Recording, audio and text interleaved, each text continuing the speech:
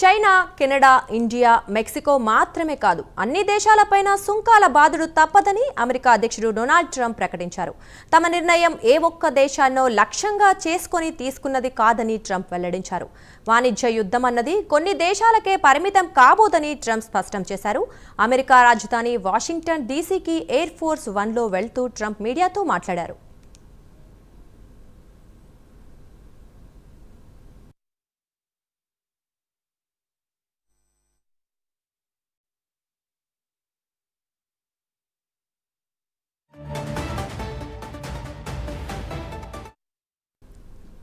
వివిధ దేశాలపై ఏప్రిల్ 2వ తేదీ నుంచి ట్రంప్ విధించిన అధిక సుంకాలు అమల్లోకి రానున్నాయి. ఏప్రిల్ 2 నుండి ఆయన లిబరేషన్ డేగా అభివర్ణించారు. అల్యూమినియం, స్టీల్, ఆటోమొబైల్ పరిశ్రమకి చెందిన విదేశీ ఉత్పత్తులపై ట్రంప్ ఇటీవలే సుంకాలని భారీగా పెంచేశారు. చాలా ఏళ్లుగా తాము ప్రపంచ దేశాలతో ఉదారంగా వ్యవహరించామని ట్రంప్ చెప్పారు. కానీ చరిత్రలో ఏ దేశాన్ని దోచుకోని విధంగా ఆయా దేశాలు అమెరికాను దోచుకున్నాయని ట్రంప్ మండిపడ్డారు.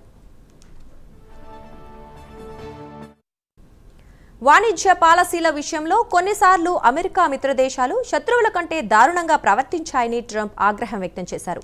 దశాబ్దాలుగా వారు మాపై విధించిన వివిధ పేర్లతో దోచుకున్న దానికంటే ప్రస్తుతం అగ్రరాజ్యం ఇతర దేశాలపై విధిస్తున్న సుంకాలు చాలా తక్కువని ట్రంప్ వివరించారు. ఈ కారణంగానే ప్రత్యక్షంగా పరోక్షంగా అమెరికాతో వాణిజ్య సంబంధాలు కొనసాగిస్తున్న ప్రపంచ దేశాలన్నిటిపైన అధిక వాణిజ్య టారిఫ్లు అమలవుతాయని ట్రంప్ స్పష్టం చేశారు. ప్రపంచంలోని ఇతర దేశాలతో పోటీ పడుతూనే తమ దేశ ఆర్థిక వ్యవస్థని కాపాడుకోవడానికి ఈ నిర్ణయం తీసుకున్నామని ట్రంప్ చెబుతున్నారు.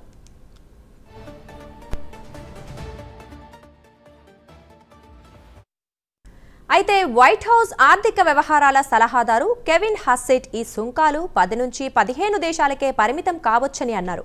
అయితే ఆ దేశాల పేర్లు మాత్రం ఆయన వెల్లడించలేదు. ప్రపంచ వాణిజ్య సంస్థ ప్రకారం భారత ఉత్పత్తులపై అమెరికా సగటున 2.2% సుంకం విధిస్తూ ఉండగా అమెరికా ఉత్పత్తులపై భారత్ సుంకాల సగటు 12%గా ఉంది.